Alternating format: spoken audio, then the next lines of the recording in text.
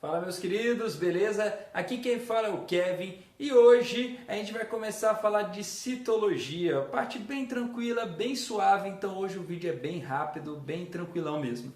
Jovens, antes de começar o vídeo, lembre-se de se inscrever aqui no canal, clicar em gostei e qualquer dúvida, lembre de que, queridos, desse Instagram aqui, Kevin Hove, pode tirar dúvida por lá, não tem problema nenhum. Se quiser colocar as dúvidas também aqui nos comentários do vídeo, não tem problema, eu vou tentar tirar o mais rápido possível aí. Jovenzinhos, hoje a gente vai começar a falar então sobre célula, sobre citologia, e é claro que para a gente começar a falar sobre citologia, a gente precisa entender um pouquinho o contexto histórico.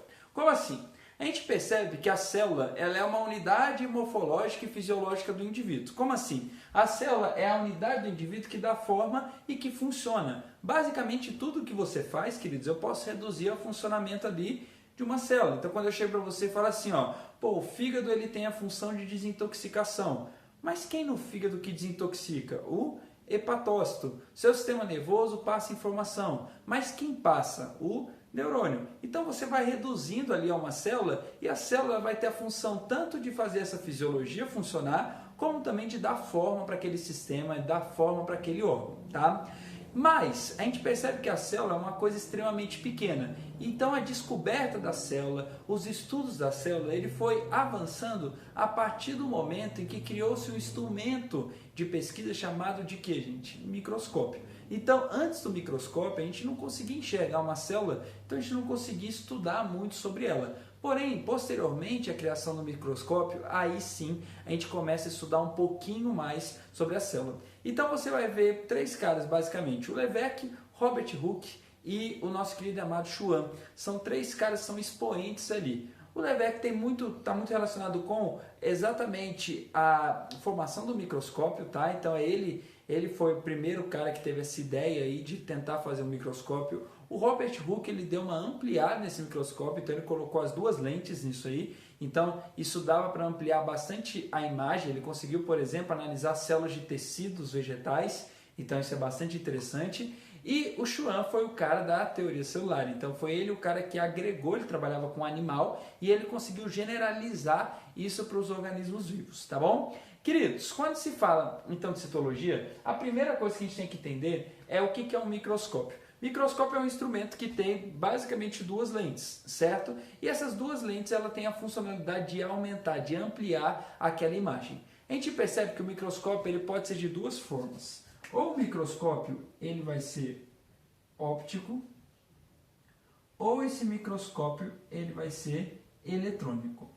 É interessante você conseguir diferenciar os dois, tá? Então, óptico usa o que, gente? Usa a luz. O interessante, eu consigo ver amostras que ainda estão vivas, isso é legal. Então, no procedimento de preparação da amostra, não necessariamente a amostra morre. Então, eu consigo ver estruturas vivas. Porém, queridos, aqui eu preciso dar cor para essas estruturas, pelo menos em grande parte delas. Algumas têm pigmentação natural, então se eu pego, por exemplo, uma alga, tá, uma cianobactéria e tal, você vai perceber o que, queridos? Você vai perceber que ela já tem a coloração verde, então eu consigo ver esse rastro aí no microscópio.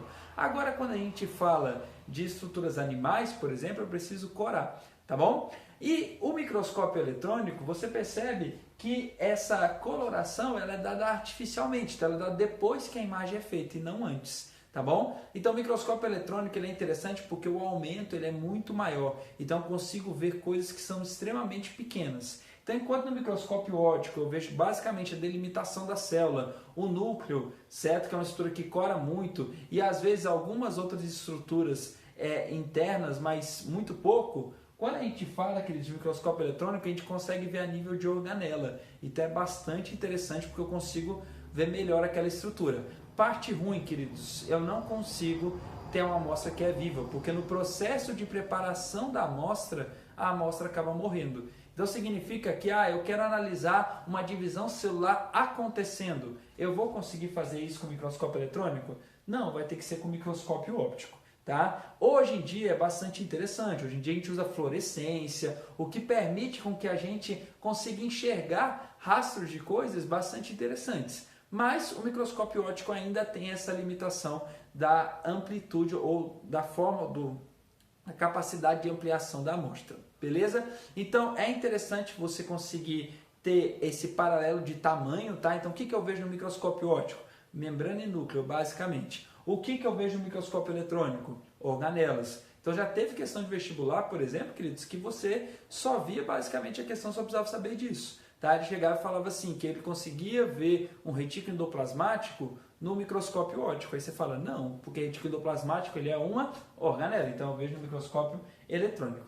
Ainda no microscópio eletrônico existem dois tipos, varredura e transmissão. Transmissão é aquele, queridos, que o feixe de elétrons ele passa direto e aí você vai perceber que aonde tem massa, o feixe de elétrons fica e aonde não tem, o feixe de elétrons passa. Então é como se fosse essa luz aqui, ó. Se eu colocar meu dedo aqui, você percebe que tem uma sombra aqui no quadro? Por quê? Porque a luz bateu e ficou em mim, certo? Agora, onde não tem dedo, você percebe que tem um brancão ali no quadro? Por quê? Porque a luz passou direto. É isso que você vê no microscópio de transmissão. O de varredura, o elétron, de fato, ele varre a amostra. Então, você consegue ver volume. Então, é uma visão bastante interessante e bastante diferente, tá? Jovenzinhos, quando se fala de células, é muito interessante você conseguir diferenciar uma célula procariótica de uma célula eucariótica.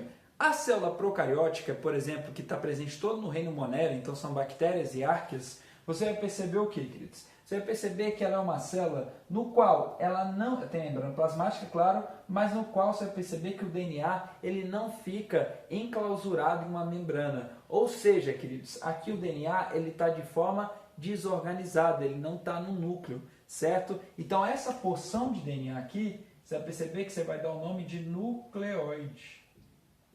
Mas você não vai dar o nome de núcleo, tá? Tem gente que chama às vezes até de núcleo desorganizado, beleza? Que é o que, gente? Que é o material genético disperso aqui no citoplasma. Agora, quando se fala de células eucarióticas, você vai perceber que tem a membrana plasmática, mas ela possui membranas internas. Então você vai perceber a ocorrência da membrana que percorre o material genético, a gente chama de carioteca, e isso dá origem ao que a gente chama de núcleo, certo? Além disso, você vai perceber que vai aparecer algumas organelas que são membranosas, coisas que não acontecem numa célula procariótica. Então, por exemplo, quando a gente fala de retículo endoplasmático liso, não é um dobramento de membrana? Então ele só vai ter em células eucarióticas, ele não vai ter em célula procariótica. Ainda na célula eucariótica, é interessante você conseguir diferenciar uma célula animal de uma célula vegetal. É bem simples, queridos. Entre as diferenças, porque tem outras ainda, mas a principal que a gente vai ver aqui hoje vai ser a presença ou não de parede celular. Então aqui você tem uma parede celular de celulose. Então lá na nossa primeira aula de botânica, a gente falou que para ser um vegetal eu preciso ter parede celular de celulose. Então é exatamente essa parede aqui que recobre a membrana plasmática. Enquanto a célula animal não tem parede nenhuma. Kevin, a bactéria tem parede? Tem, mas não é de celulose, é de peptídeo glicano. Então é um outro tipo de parede. A gente vai ver um pouquinho melhor também quando a gente vê reino Monera. Legal? Queridinhos, a célula ela é basicamente dividida entre parede celular, quem tem, tá bom? Membrana plasmática, todas as células possuem. E dentro você tem a região que a gente chama de citoplasma. Citoplasma é uma região no qual você tem líquido e substâncias que estão ali dissolvidas ou não ali naquele citoplasma, certo? Então o que você vai perceber, queridos? Que a gente vai estudar ao longo da nossa citologia tanto a composição de membrana, como a composição de citoplasma, como o que está imerso no citoplasma, como o ciclo de vida de uma célula. Então essa é a nossa trajetória aí da citologia. Fechou? Então, introdução bem leve aqui para vocês. Beijo, um queijo. A gente se vê aí nas próximas aulas. Até mais, queridos. Obrigado.